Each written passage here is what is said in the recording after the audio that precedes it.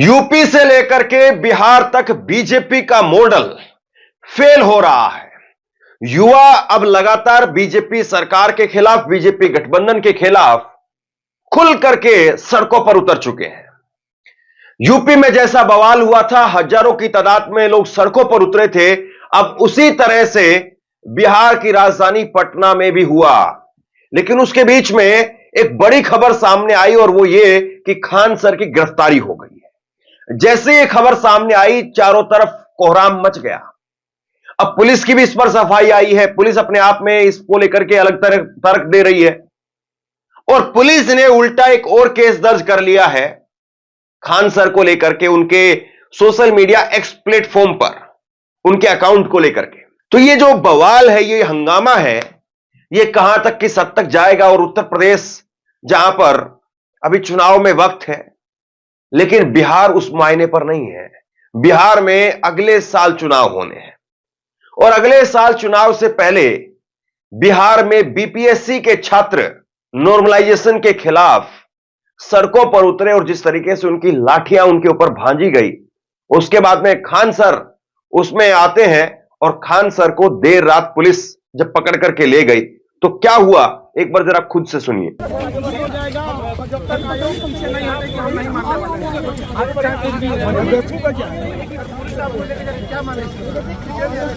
आगे आगे आगे आगे चलिए।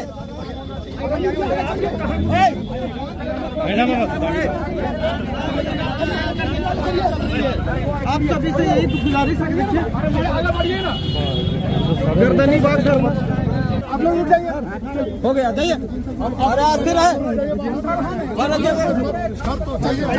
आप लोग नहीं जाइएगा।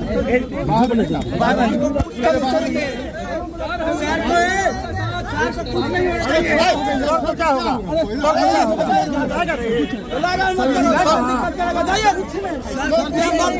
क्या हो जाएगा यहाँ, समझ लीजिएगा।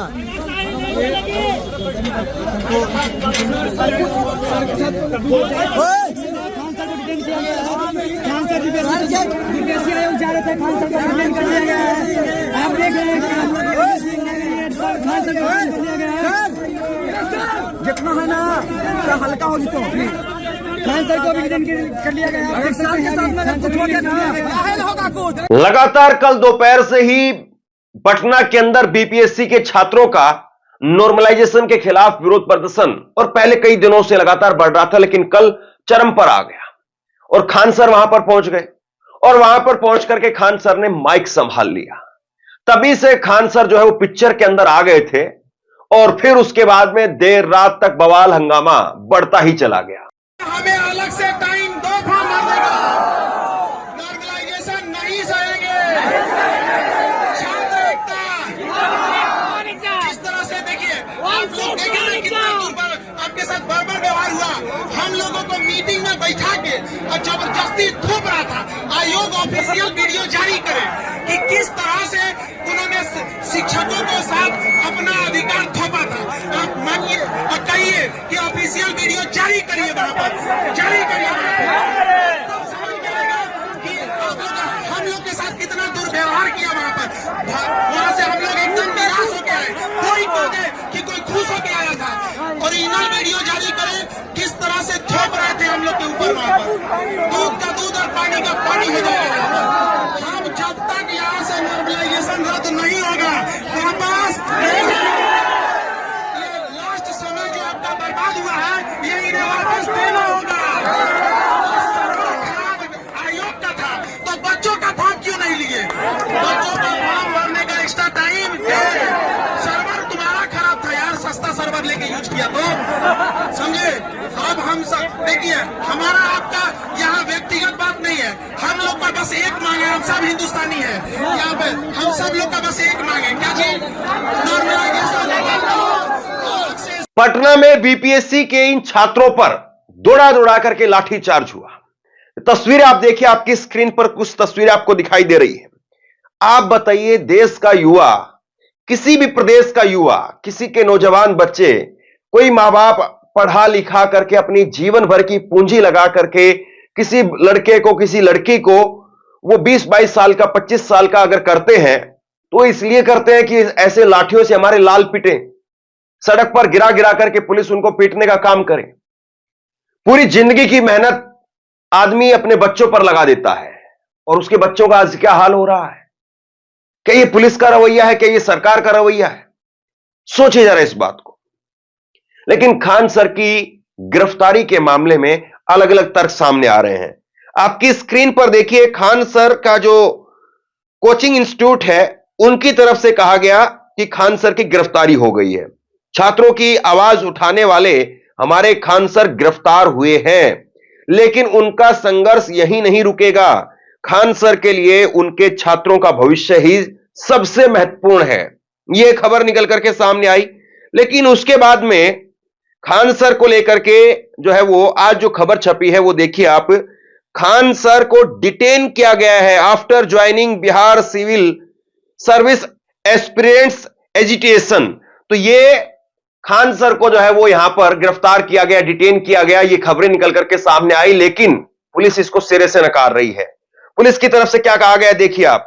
पटना के एसएसपी की तरफ से कहा गया कि ऐसा कुछ भी नहीं है, खान सर को न तो गिरफ्तार किया गया है न ही उन्हें हिरासत में लिया गया है। खान सर के हिरासत और गिरफ्तारी की बात पूरी तरह से बेबुनियाद है। और उसके बाद में आज अखबारों में भी छपा है कि खान सर जो है वो खुद आए थे थाने के अंदर, लेकिन तस्वीरें जो आपने देखी है कुछ देर पहले वो बताती है कि किस तरीके से उनको लाया गया। लेकिन अखबारों में जो एसएसपी का बयान, पुलिस का बयान छपा है वो बताता है कि नॉर्मलाइजेशन के विरुद्ध प्रदर्शन कर रहे विद्यार्थियों के बीच समर्थन में पहुंचे कोचिंग संचालक फैजल खान उर्फ खान सर को थाने में हिरासत में ले जाने की बात पर संशय बरकरार है। एसएसपी राजीव मिश्रा ने कहा कि न खान सर को गिरफ्तार किया गया है न ही वो हिरासत में लिए गए। वे स्वयं थाने पहुंचे थे और मजिस्ट्रेट से मुलाकात कर लौट गए। हालांकि उन्हें थाने में थानेदार के कार्यालय कक्ष में सचिवालय एसडीपीओ डॉक्टर अनु कुमारी के सामने बैठे देखा गया था। अब बताइए आप इसको डिटेन करना कहेंगे या नहीं कहेंगे? मतलब आप वहां पर पुलिस थाने के अंदर किसी भी एक सम्मानित आदमी को बैठा करके रखें, एक ऐसे व्यक्ति को बैठा करके रखें जिसने हजारों छात्रों का जीवन बनाने का काम किया, कोचिंग देने का काम किया। पैसा लिया वो एक अलग विषय है, पैसे में भी खैर खान सर का मामला थोड़ा सा अलग दिखता है, लेकिन जिस तरीके से ये पूरा मामला निकल करके सामने आ रहा है, ऐसे में अब सीधे तौर पर जो है वो बिहार की पुलिस पर सवाल खड़े हो गए हैं। और इसमें विपक्षी नेता तेजस्वी यादव, उन्होंने भी मोर्चा खोल दिया। तेजस्वी यादव ने ट्वीट किया और तेजस्वी यादव जो है वो ट्वीट करके क्या कह रहे हैं देखिए जरा। जिनकी राजनीति से रिटायर होने की उम्र है वो पढ़ने वाले छात्र छात्राओं तथा नौकरी की तैयारी कर रहे अभ्यर्थियों पर लाठियां चलवा रहे हैं। नीतीश बीजेपी सरकार द्वारा अभ्यर्थियों पर जो बर्बरतापूर्वक लाठीचार्ज किया गया है वह असहनीय व निंदनीय है। छात्र पढ़ेंगे, सिस्टम से भी लड़ेंगे, नौकरी के लिए सत्ता से भी भिड़ेंगे, सरकार की लाठी भी खाएंगे और वोट भी देंगे। पर लोग पेपर लीक गिरोह और कोचिंग माफिया के इशारे पर बीपीएससी कार्य कर रहा है। अगर सरकार के माफिया से सांठगांठ नहीं है तो छात्रों की वाजिब मांगों को स्वीकार करने में सरकार को क्या परेशानी है? आज सभी जो छात्र आंदोलन कर रहे थे अपने अधिकार के लिए, और जिस प्रकार से बर्बरता से, जिस प्रकार से नीतीश कुमार जी के इशारों पर उनकी पुलिस ने छात्र छात्राओं को लाठीचार्ज किया है, इसका हम जो है पुरजोर विरोध करते हैं, खंडन करते हैं। आप बताइए, जो छात्र हैं वो पढ़ेंगे भी, अपने अधिकार के लिए भी लड़ेंगे और इनको वोट भी देंगे और लाठी भी खाएंगे। ये कहाँ से न्याय है? जो छात्र छात्राएं जिनके भविष्य के साथ खिलवाड़ हो रही है, पढ़ो भी, लड़ो भी अपने अधिकार के लिए, लाठी भी खाओ और फिर जाकर इनको वोट भी दो। माननीय मुख्यमंत्री जी जिनकी रिटायरमेंट की उम्र हो गई है, वो जो है इस तरह का काम करवाने, लाठी चलवाने का काम करना। यहाँ तो छात्र छात्राएं जो है ये बिहार के भविष्य है, इनके जीवन को जो है इन्होंने पूरी तरीके से बर्बाद कर दिया। पढ़ाई में तैयारी लगती है, हर एक चीज़ है, 250 करोड़ रुपए की यात्रा जो ये कर रहे हैं माननीय मुख्यमंत्री जी, क्या इनको अपने छात्र छात्राओं से संवाद नहीं करना चाहिए? क्या उनके तकलीफों को दूर नहीं करना चाहिए? ये पूरा रैकेट है। ये जो आपका कोचिंग माफियाओं अब तय करेगा कौन बनेगा डीएसपी और कौन बनेगा एसडीएम। ये पूरा माफियाओं के खेल की वजह से कुछ प्रशासन में ऐसे लोग हैं जिनके दबाव में ये काम जो है, पैटर्न जो है बदला गया है। इसलिए इसका हम लोग पुरजोर विरोध करते हैं। जब तक माफिया जो सिस्टम में हाईजैक कर रखा है इन लोगों ने, किसी पे कार्रवाई हुई है? कोई पेपर लीक मामले में आप बताओ किस पे कार्रवाई हुई?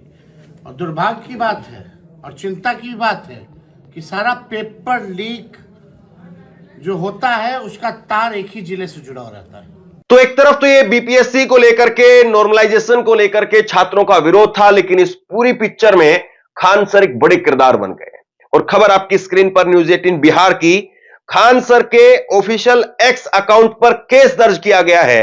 गिरफ्तारी की अफवाह फैलाने और माहौल बिगाड़ने के आरोप में केस दर्ज किया गया है। तो ये देखिए यहां पर अब जो है वो केस दर्ज हो गया है उनके सोशल मीडिया एक्स अकाउंट पर। लेकिन ये नॉर्मलाइजेशन क्या है जरा उसको समझ लेते हैं, जिसकी वजह से कभी उत्तर प्रदेश में यूपीपीएससी के खिलाफ छात्र जो है वो सड़कों पर उतरे थे और अब बिहार में बीपीएससी के छात्र जो है वो सड़कों पर उतर आए। ये नॉर्मलाइजेशन क्या है जरा इस बात को देखिए। नॉर्मलाइजेशन का विरोध क्यों हो रहा है?